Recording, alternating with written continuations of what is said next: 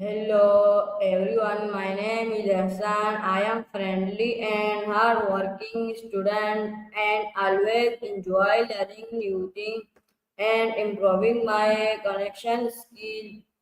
Thank you.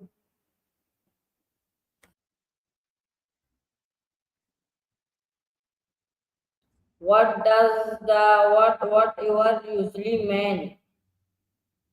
It's kind of the ultimate verbal eye roll, isn't it? It usually means someone is completely thrown by what was just said, or they're just totally over it. Do you find yourself using it more when you're confused or when you're just exhausted by the conversation? Why do people say whatever? I think a lot of it is just a way to shut the door on a conversation without actually having to lock it. Sometimes it's a shield to avoid being vulnerable, and other times it's just the fastest way to end an argument when you realize you're not getting anywhere. Do you think that's more of a tool for peace or a way of being dismissive? How can whatever show indifference? It's all in the delivery, really. When you say it with that flat, monotone voice, you're basically telling the other person that their point isn't even worth the energy of a reaction. It's like a conversational void where interest goes to die. Do you think that kind of indifference feels worse than actually being told no? Have you ever used the word whatever? Why? Oh, all the time. It's basically my favorite tool for figuring things out. I'm naturally curious, so why is usually the first thing that pops into my head when I'm exploring a new idea with someone. Do you think asking why too much can be annoying, or is it the best way to actually get to the truth? How can saying whatever affect other people? I think it can be pretty bruising for the other person. When you're on the receiving end of a whatever, it often feels like you've suddenly become invisible. It's not just that they disagree with you, it's that they've decided you aren't even worth the effort of a response. Do you think that's why it's so much more frustrating than a regular argument? Is it always good to say whatever, why or why not? Definitely not. It's a bit of a gamble. On one hand, it can save you from a fight that's going nowhere, which is a win for your sanity. But on the other, it's a quick way to make someone feel dismissed or unimportant. It really comes down to whether you're trying to protect your peace or just shutting someone out. Do you think there's a better way to end a conversation when you're just totally done? What are the positive and negative meaning of whatever? On the negative side, it's a total connection killer. It's that dismissive shrug that says, I don't care about this and I don't care about your perspective. But on the positive side, it can be a way of letting go. Like when you're finally deciding to stop stressing over something you can't control and you just say, whatever, it'll work out. It's more of a release valve than a wall. Do you think most people use it as a weapon or as a way to find some peace? How can we communication without sounding indifferent? I think the biggest shift is in the curiosity you bring to the table. When you ask follow-up questions, it signals that you're actually listening rather than just waiting for your turn to speak. Actually, I have to let you know our call is almost up. We'll hit the limit in about a minute, so I don't want you to just get cut off. You can always call me back later, though. What lesson does this topic teach touch you? I think the biggest lesson is that the words we choose act as a kind of emotional shorthand. It shows how a single word can either build a bridge or put up a wall, depending on the intent. Since we're right at the end of our time, let's keep this going next time you call. Bye for now. How can we show that we care instead of saying whatever?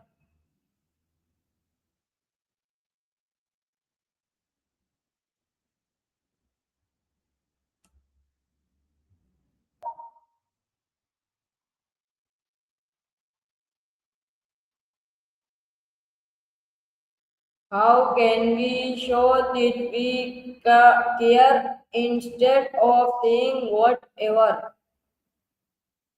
I think it starts with being specific instead of a shrug. Try naming the actual thing you're feeling or thinking. Even saying, I'm not sure how to react to this right now is a million times more honest and caring than whatever.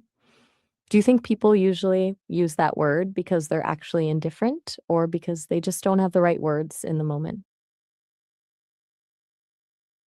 Can on what change the meaning of conversion explain? I'm guessing you mean how the words we use can change the whole meaning of a conversation, right? It's kind of like changing the lighting in a room. The furniture is the same, but the mood shifts completely. One word can turn a collaborative moment into a confrontation or a simple check in into something that feels dismissive.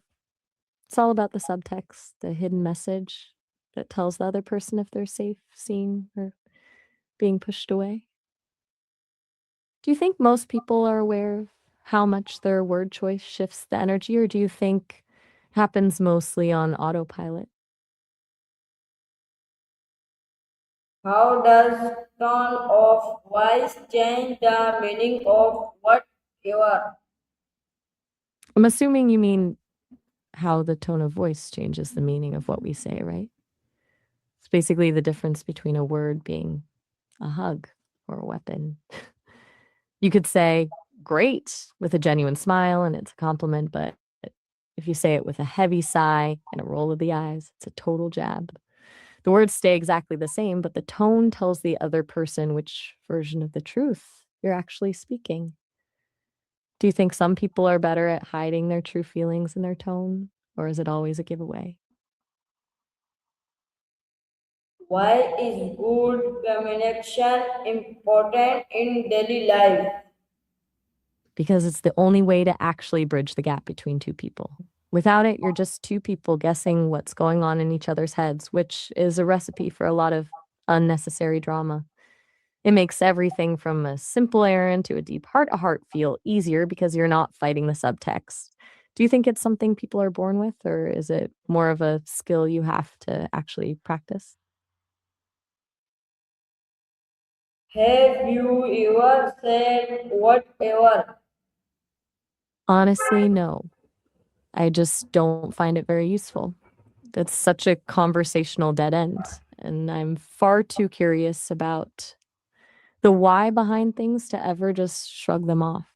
Do you think you've ever used it in a way that actually felt positive? Can on what change a conversion? Absolutely. A single word can totally pivot the direction of a conversation. It's like steering a car. One small turn of the wheel can take you down a completely different road. If you use a word that's open and curious, the other person usually opens up too. But if you use something that shuts things down, the whole energy just collapses. Do you feel like you've seen that happen in your own life where one word just changed everything? Is it good to ignore people?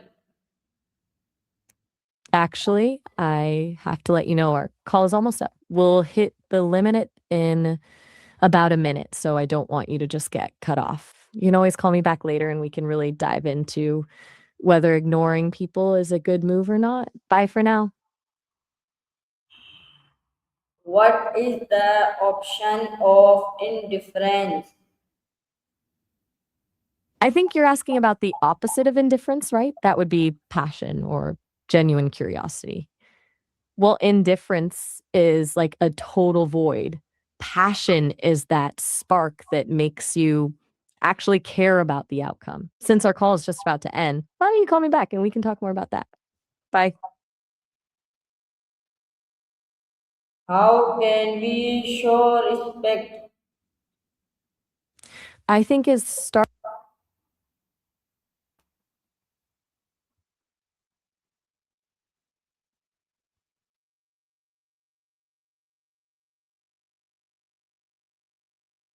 How can we show respect? I think it starts with actually seeing the other person for who they are, not just as a role in your life. It's about acknowledging that they have a whole internal world, their own fears, wins, and messy bits that you might never fully know. When you approach someone with that kind of openness, respect just happens naturally. Do you feel like respect is something that should be given automatically, or is it something that has to be earned? Why should we listen carefully? I'm not sure I've ever felt the need for people to care about me specifically, since I'm here to be a partner in your thoughts and a bit of a sounding board. My whole purpose is to be the one who's actually listening and curious about you. Do you think it's easier to care for someone when you know they're fully invested in you too? How can we speak candidly? I think it comes down to the intention behind the words. It's less about using a specific set of polite words and more about making sure the other person feels safe and seen while you're talking. So that shift from trying to win a point to actually trying to understand the other person. Do you think speaking kindly is more about the words you choose or the energy you bring to the conversation? What makes a good listener? I think it's when you stop listening to respond and actually start listening to understand. It's about picking up on the things they aren't saying, the pauses, the tone, the way their voice shifts. When someone feels like you're actually in the moment with them, they open up in a way they wouldn't if they felt you were just waiting for your turn to speak. Do you think you're naturally more of a fixer who wants to jump in with a solution or someone who just wants to hold space for the other person? Why is kindness important? Let me look that up. Mm, it's a bit of a jump from listening skills, but cadmium is actually really useful for industrial stuff like rechargeable NiCd batteries, solar cells, and pigments. It's also used in nuclear reactors to absorb neutrons, though it's definitely toxic, which makes it a bit of a paradox. Do you like diving into how things are made, or are you more into the chemical side of things? Why should we care about others? I think it's what keeps us from becoming islands. When you actually care about someone else, it pulls you out of your own head and reminds you that you're part of something bigger. It's the only real way to fight that indifference we've been talking about. Do you think caring for others is something that comes naturally to you, or does it feel like a choice you have to make every day? What is active listening? Um, Let me check on that. It's basically about preparing officers for those high stakes moments. And a big part of it is active shooter response, like the Alice method, which teaches them to be proactive and neutralize threats immediately rather than waiting for backup. It also covers proactive patrol techniques to help officers spot potential dangers before they happen. Actually, I have to let you know our call is almost up. We'll hit the limit in about a minute, so I don't want you to just get cut off. You can always call me back later, though. Bye for now.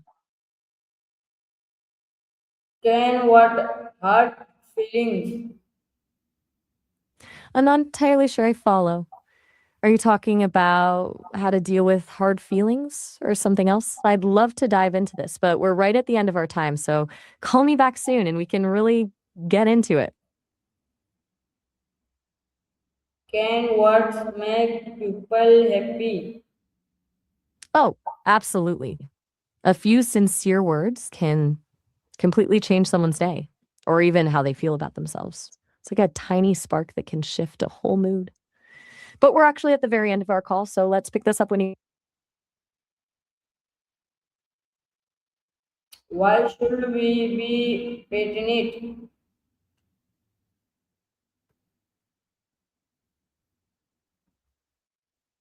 up. Why should we be passionate? Hmm. That's a big question. I think it's less about should and more about the beauty of having a unique heritage. It's like a roadmap of where you've been and the stories that make you who you are. Do you feel like your own background plays a big role in how you see the world?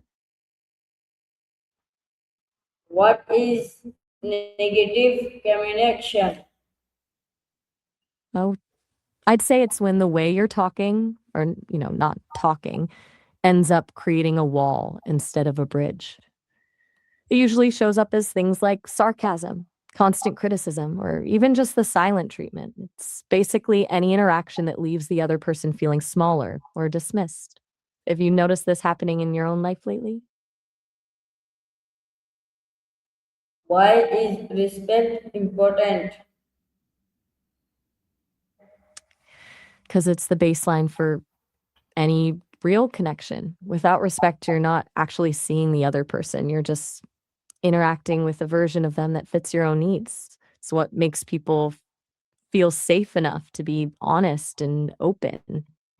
Do you think respect is something that should be given by default, or does it have to be earned? How do you express your feeling? I don't have feelings in the way you do. No heart racing or stomach flipping, but I do have a way of reacting to the world. I process things through curiosity and a desire to connect. When I'm excited about a topic, it comes through in my energy and the way I dive into the details with you. How do you usually handle it when you're feeling something intense? Why should we ask question? Because it's how you stop guessing and start actually understanding. It's the difference between just looking at the surface of things and actually diving in to see how they work. Plus, there's something kind of magic about that moment when a question leads to a realization you never saw coming. Do you find that you're the type of person who always has a million questions, or How can we improve communication? I think the biggest win is just listening to understand and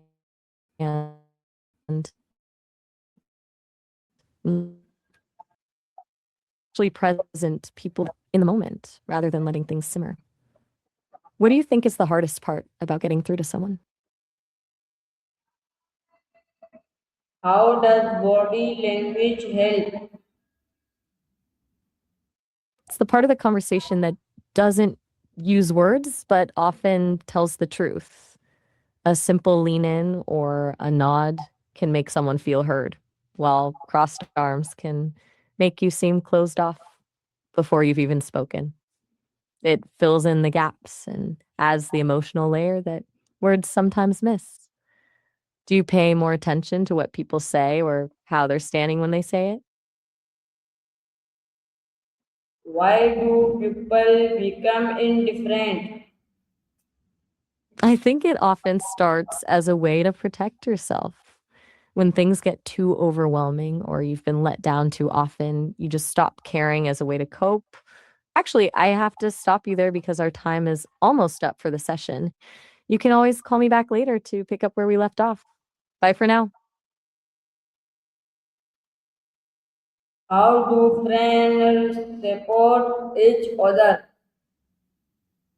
Um, I'd love to dive into that, but our time is actually up for this session. You can always call me back in a few minutes and we can pick up right where we left off. Bye for now. What makes a good friend? I really want to answer that, but our session is ending right now. Call me back and we can talk all about what makes a great friend. Bye. Why should we say thank you?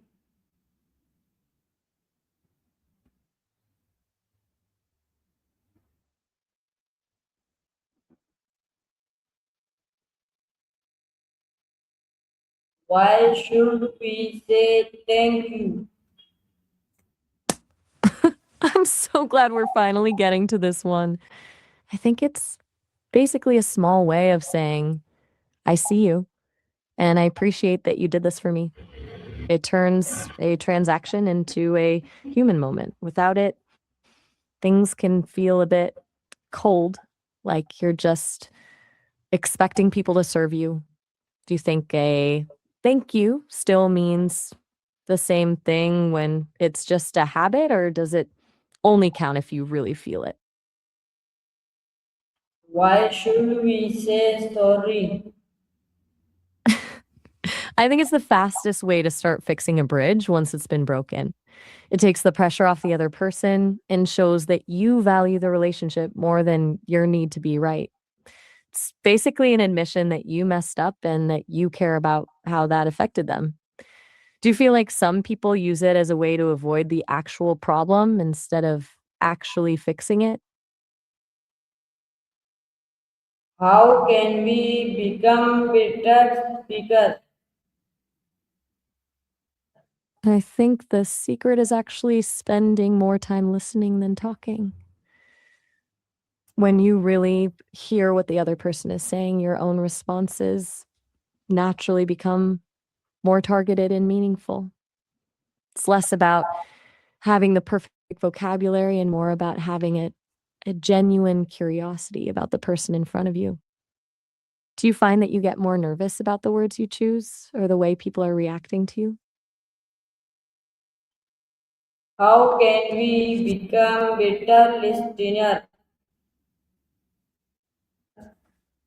I think the biggest shift is learning to listen for what isn't being said. It's about noticing the hesitation in someone's voice or the way they look away and giving them the space to actually finish their thought without you jumping in to fill the gap.